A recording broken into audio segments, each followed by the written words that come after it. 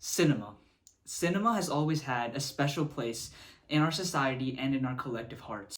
Cinema has always reflected and impacted our cultures and our ways of life. So, what happens when the visions of the writers and directors and actors all align to create a movie masterpiece that continues to serve as a template for every succeeding film? What happens when that film is so transcendent that even today its core messaging has a lasting impact?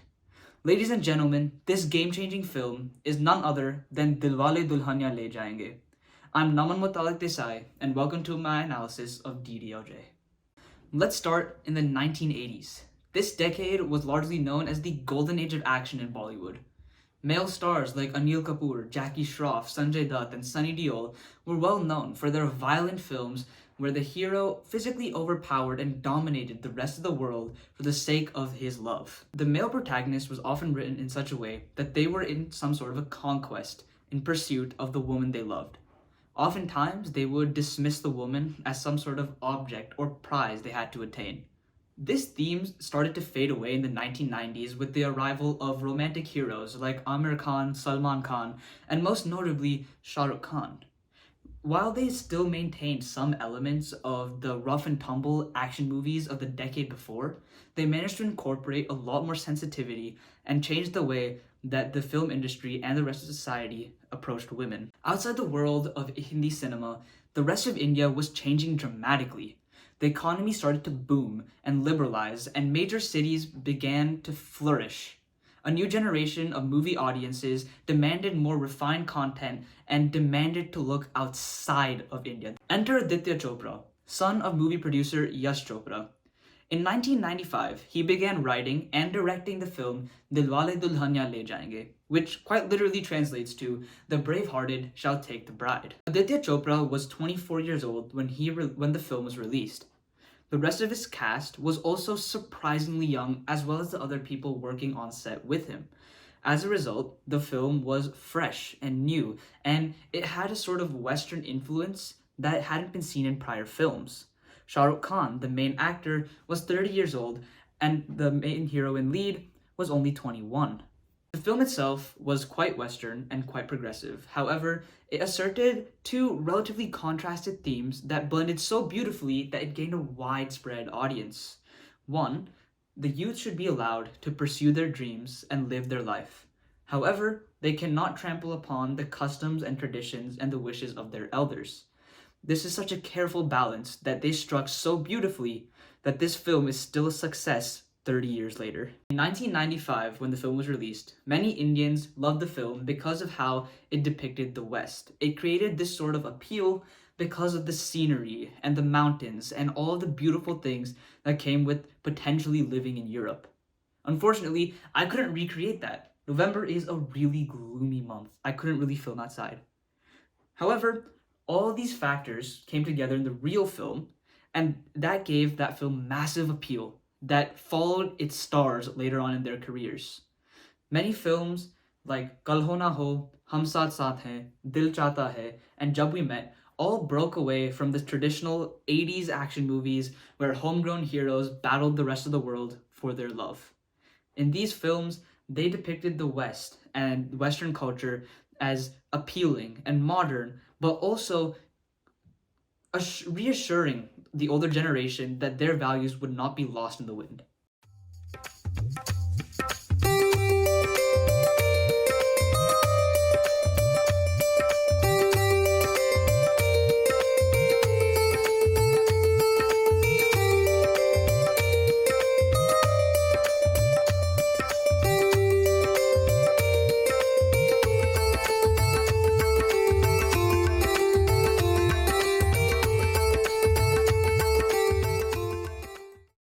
London, the greatest city in the world, where I've lived half my life and settled my family here.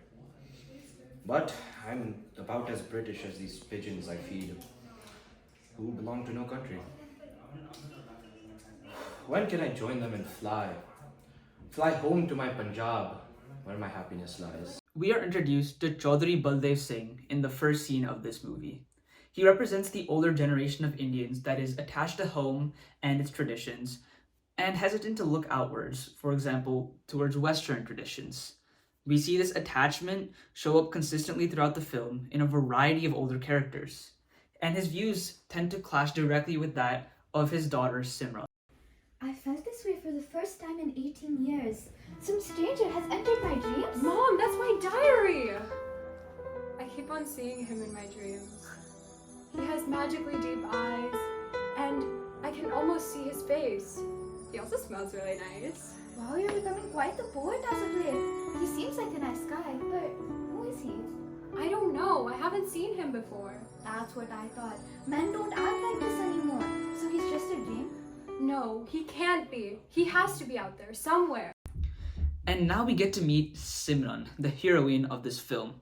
She has a vision about what her ideal man should look like, and we can see how she's very vocal about the characteristics of this guy. It goes against the image of women in movies of the 80s, where they were often docile and quiet and merely objects to be admired. And she's especially open with her mother, another example of women speaking for themselves, even if it is behind closed doors. You wanted to see me, Dad? Beta, you failed all your classes? Again? I'm sorry, Dad. I'll be better. Oh, don't be sad. Sorry, Beta.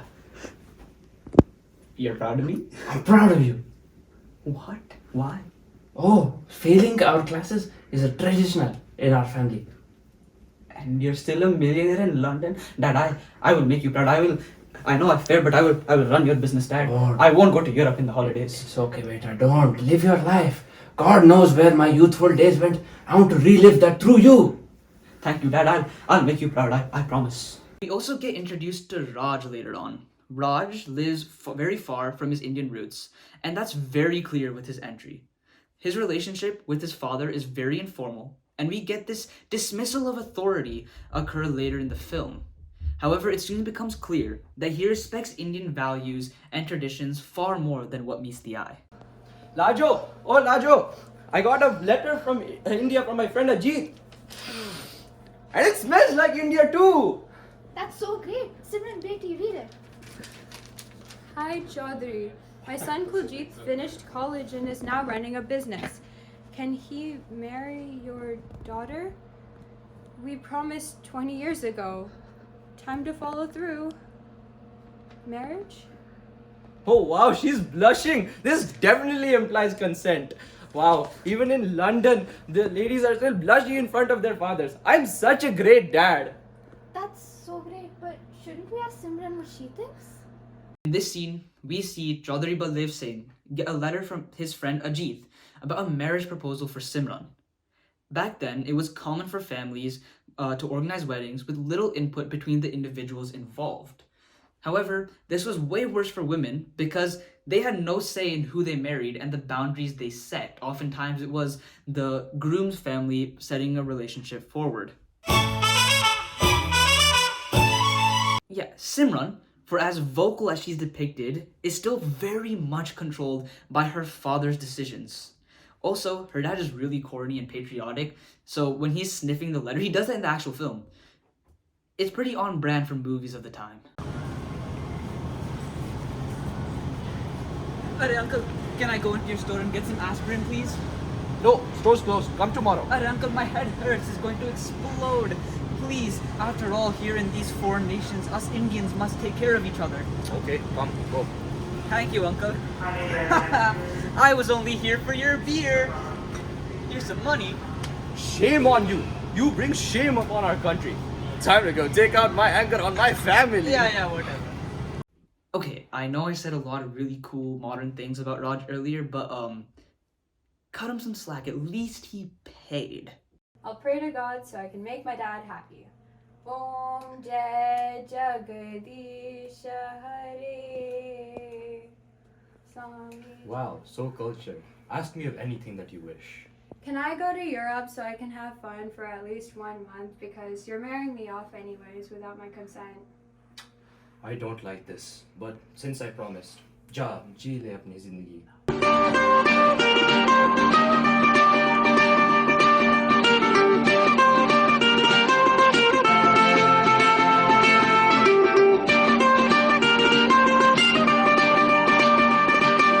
And here we get the train scene, easily the most iconic scene in Bollywood of the late 90s and 2000s. Other movies like Jab We Met also copied it. It's nothing too crazy, it's just really romantic, and it shows you how flirty Raj is, and we see him try to work his magic with Simran later on. Khulja Simpson! Khulja Simpson, open the door! We are both locked in a train carriage alone. Please leave me alone. You have very pretty eyes. Have we met before? I don't think so. Please leave me alone. If you insist.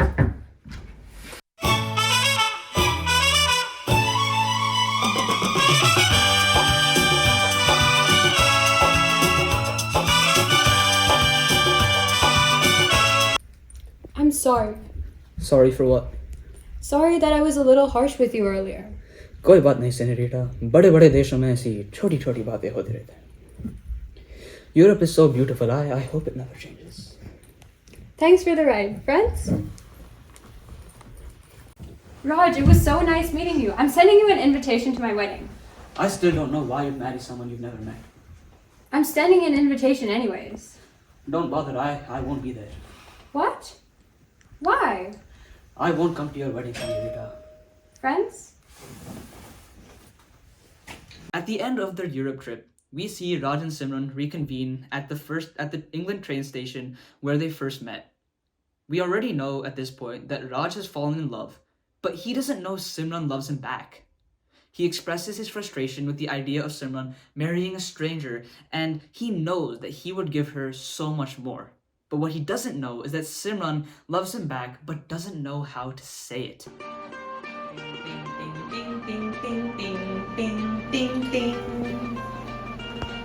Raj, please take me away from this place. We have to elope. My engagement is in 2 days and my wedding's in a week. Senorita, I cannot take you away from here. I do not want to run away. I will only marry you, and I will only take you away from here when your father places your hand in mine. This is a part of our culture that cannot be trampled upon. Fine. And in this scene, we see Simran look for Raj everywhere. And after hearing his signature mandolin, she turns around, finds him, and runs towards him. This is where we get some real confirmation about how Simran feels about Raj. Grr! Grr! Lion! Don't worry, my friend. I'll save you. Thank you. I'm indebted to you. What's your name, my good friend? I'm Raj. You're invited to my wedding. Let's go hunting tomorrow. Alright. Oh my god, Maji, why are you doing so much work? Let me help you. My God, beta, why do you want to help so much? It is said, Maji, that he who helps at a wedding often gets the bride of his dreams. Oh, really? And what sort of bride do you want? Let's just say someone like you, Maji. Don't say such things. My husband will get mad at me. Alright, so Raj just be really rizzing up anybody except the people he actually needs to rizz up. But on a more serious note, he does have this charm and widespread appeal, and he knows how to talk to all sorts of people. This is an aspirational quality for the young men of India who sought to distance themselves from the characters of 80s action heroes. On the other hand, the older generation looks at a character like Raj and thinks, hey, this guy's pretty cool. Let's let him into our hearts. Mr. Malhotra, I would not have been able to tell from your clothes that you're so close to your Indian roots. Well, that's because I keep India in my heart, not my sleeves. Well said, my friend. Raj, tomorrow's my first Karva Chauth. I'll fast for you, and I want you to feed me my first sip of water and my first bite of food. Simran, I think it's too risky. You should play it safer. I don't care how you'll do it, but you will. She's just as stubborn as her father. Here we see Simran mention the ritual of Karva Chauth. In Punjab, women fast the whole day for their husbands, and their husbands give them the first sip of water and first bite of food to break their fast as soon as the moon comes up. Simran wants Raj to give her water, but Raj doesn't want to take that big of a risk. He ultimately makes it work, but I ain't filming all of that. That's way too much. But I did film them eating. I know you love my daughter. What? But mother, Shut up! Okay, anyway, I need you to take Simran and run. No one here understands your love. Please just take her. I will cover for you. Maji, if I wanted to run away with Simran, I could have done so a long time ago. But tell me, am I doing the right thing by asking Bauji for her hand first? Yes, you are, but You don't know my husband. And your husband doesn't know me. And I will only walk out of here if I have Simran's hand. Simran's mother finally finds out about Raj and Simran. And she has already made many sacrifices in her life by choosing to marry Chaudhary Baldev Singh. And she does not want her daughter to make the same sacrifices. She wants Simran to find her love and she begs Raj to elope with her. But Raj insists that that is not right. He's a righteous romantic. And he won't deceive Simran's father for his love because he knows it's wrong. Kuljeet! Since we are such good friends, can I tell you something? Yes, of course. I don't love that the couple of you and Simran. She's too soft-spoken for you. She should come to London with me. There are a lot of fiery women there for you. You know, after I marry Simran, I'll come to London with you. Why not have best of both worlds? Yes, of course. Yeah, so in this scene, tells you a lot about Kuljeet. Makes him very unlikable. He's kind of the depiction of 80s action heroes, the big body, the burly frame, and like wanting all the girls, and women are a prize for him to win or obtain. He doesn't really care about people's feelings. It's a very stark contrast to who Raj is, and it is a little obvious, but it also just shows that Kuljeet is not the right guy for him and further cements the idea that Raj is perfect for Simran. 1.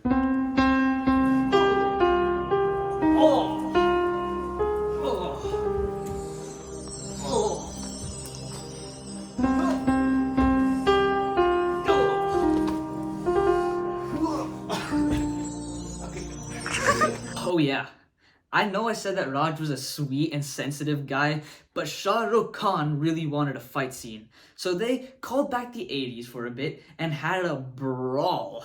At the end, Chaudhary breaks up the fight and lets Simran live her life. Ja, Simran, ja. Ji le apni zindagi. Go be with your Raj. No one can give you more love than him. Chaudhary lets go of Simran's hand. He says, and I quote, Ja, ji le apni zindagi, which means go live your life. And this shows the willingness of older generations to let the youth run and fly away. It is a call to action for an older generation that would otherwise have been rigid or stubborn about the youth's pursuits. Chaudhary sees Raj's love and his merit and willingly lets Simran go with him. It balances the idea of elders having authority over their children and over the youth, while the youth still have the ability to make their own decisions.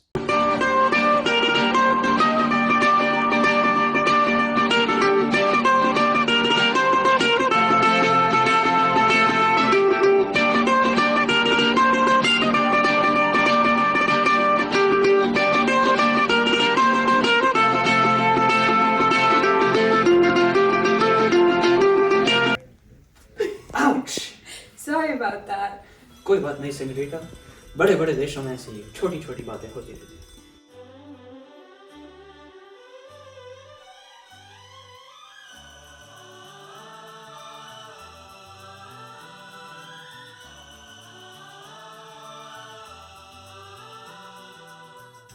So to conclude, DDLJ is insanely influential. It sparked a massive NRI movement that shifted millennials to the West in search of work. It changed cinema and Indians' view of the world, and the chemistry between SRK and Kajol was revolutionary, and the love between them could be felt by audiences worldwide. Their chemistry could just not be replicated, and I can only think of one other example.